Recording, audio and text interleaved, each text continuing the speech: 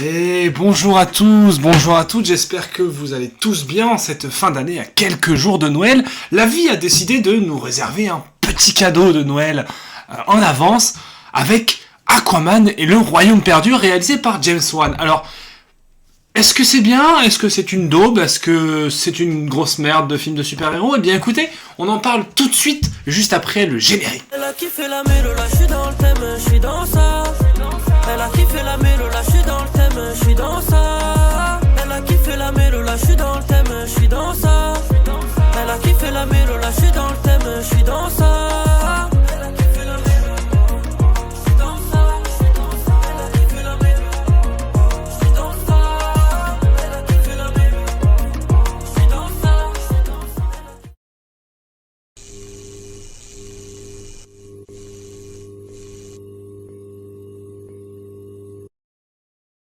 Alors déjà, il faut savoir d'où je parle.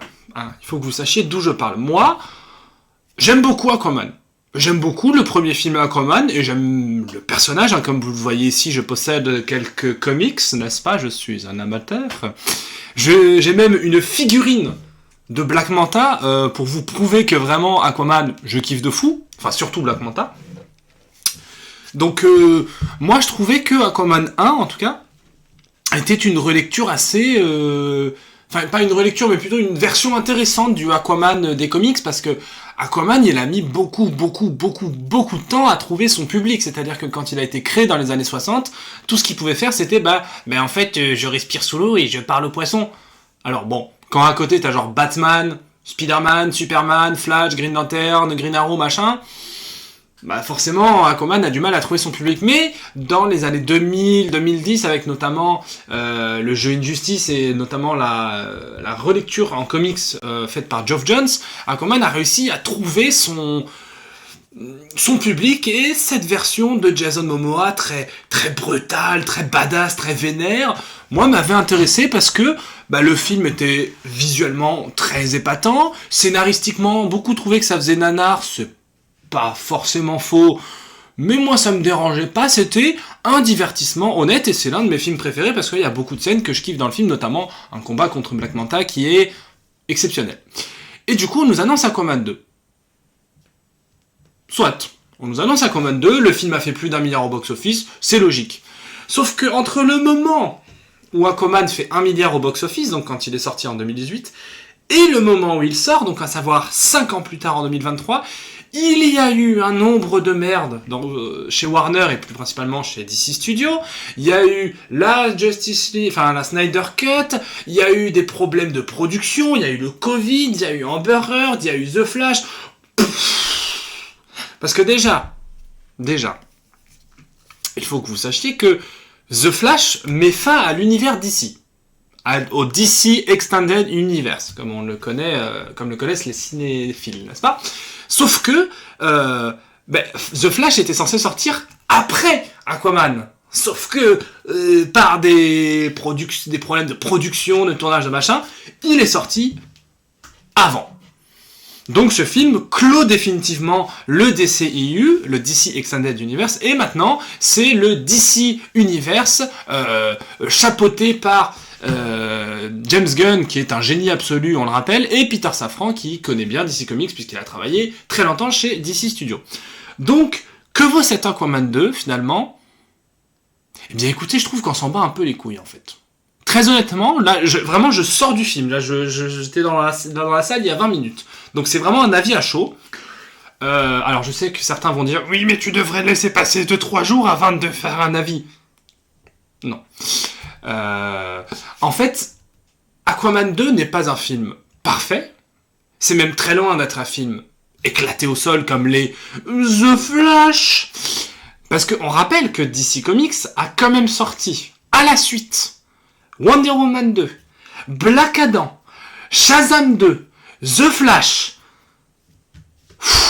alors que de son côté, Marvel sort à la suite Ant-Man 3, Les Gardiens 3, et en plus, The Marvels. Voilà, hein, je pense qu'il n'y a pas de débat, hein, vous le voyez juste ici, hein, Marvel c'est chef-d'œuvre. Oui, c'est toujours nécessaire de le lire. Alors en vrai de vrai, donc Aquaman 2, parce que je m'égare, j'ai eu du mal à rentrer dedans. J'ai eu du mal à rentrer pendant Le premier tiers du film, là où on pose les bases, j'étais en mode j'ai du mal à ça, j'y crois pas. Parce qu'on nous dit au début, le postulat de base du film est globalement très simple et assez sympathique, on va dire. Aquaman, il a un petit gamin, il est roi de l'Atlantide, mais il s'en bat les couilles. De son côté, Black Manta, l'homme avec le plus de charisme au monde, c'est faux, c'est Captain America. Il cherche des artefacts à Atlante pour pouvoir réparer son armure, pour pouvoir aller péter la gueule à Aquaman et défoncer à peu près toute sa famille et tout son peuple, ce qui est un programme d'un dimanche après-midi classique finalement. Et finalement, hasard du sort, il finit par tomber sur un temple atlant et choper une sorte de trident maléfique, magique, et d'avoir un nouveau costume hyper stylé et d'aller péter la gueule à Aquaman. Bon, en soi, postulat de base classique. Le méchant s'est fait casser la gueule dans le premier, il veut sa revanche dans le deuxième. C'est un postulat de base classique, mais pourquoi pas. Le problème, c'est qu'en fait, le film n'a pas de créativité. Le film n'a pas de créativité dans le sens où, dans la mise en scène, dans la photographie, dans les effets spéciaux, j'ai du mal. Hein. Franchement, c'est très rare que je critique les effets spéciaux, mais autant, on va dire que, 60% du film est réussi, en termes d'effets spéciaux, je parle, et les 40% restants, il y a des plans qui font mal. Il y a des plans où tu fais ou tu es moche, ou c'est laid, c'est clairement laid. Donc non. Et puis, les 2-3 premières scènes d'action, notamment une scène où Black Manta attaque Atlantis, justement pour essayer de choper un carburant random, enfin on s'en bat les couilles, c'est pas le sujet. C'est brouillon, hein. C'est très très très brouillon, hein. On essaye de nous faire des plans à la Steadicam, mais en même temps des petits plans séquences, et en même temps ça part dans tous les sens, et c'est chiant, on comprend pas ce qui se passe.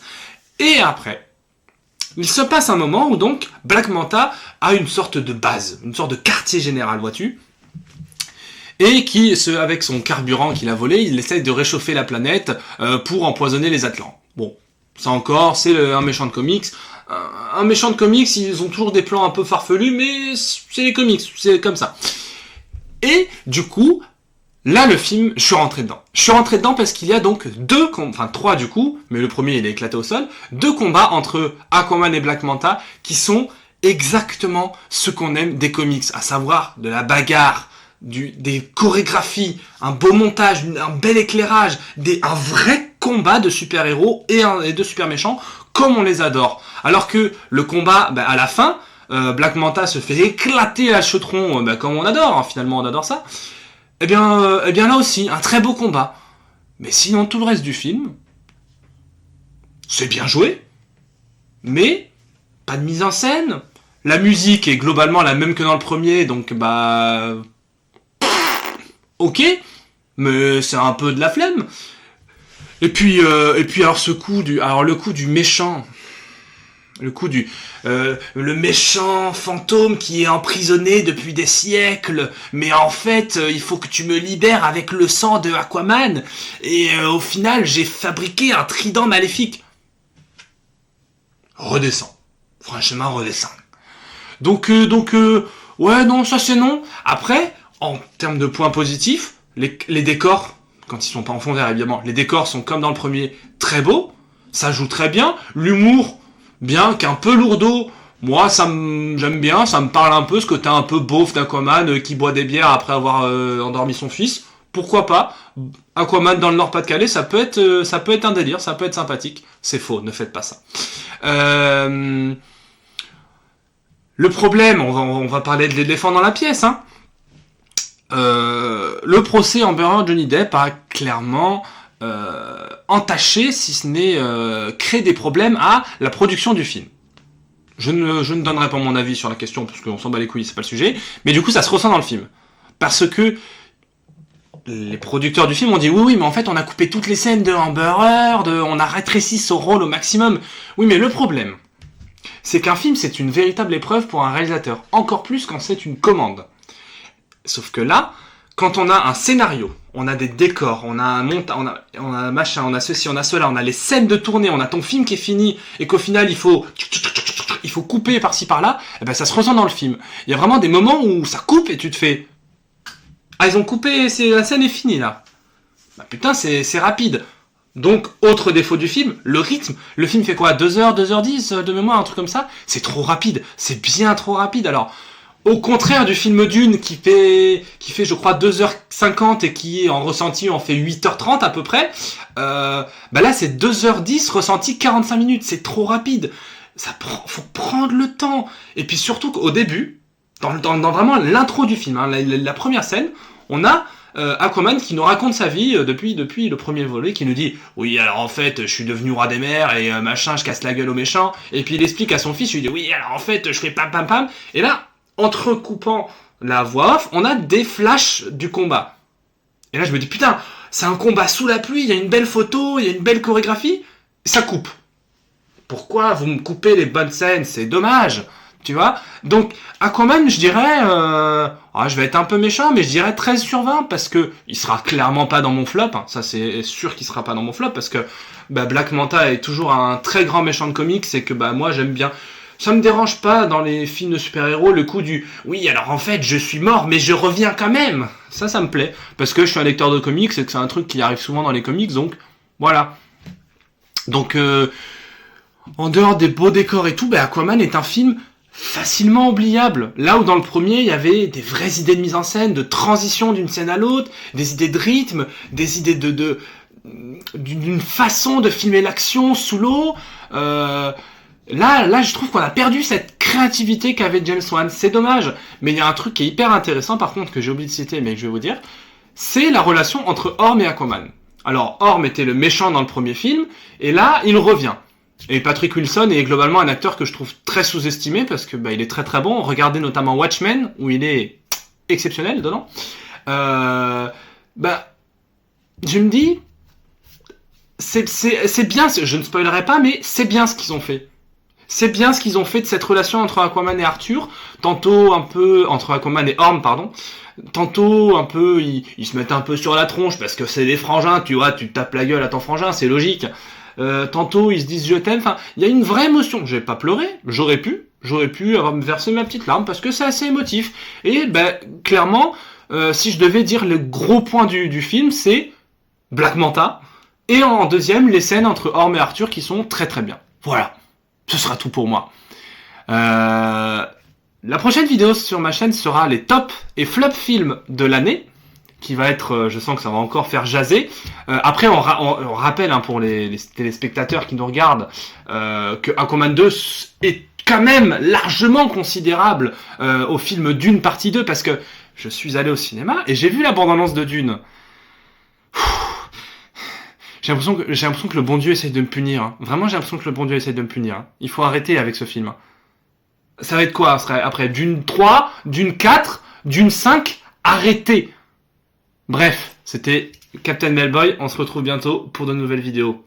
Peace et joyeux Noël.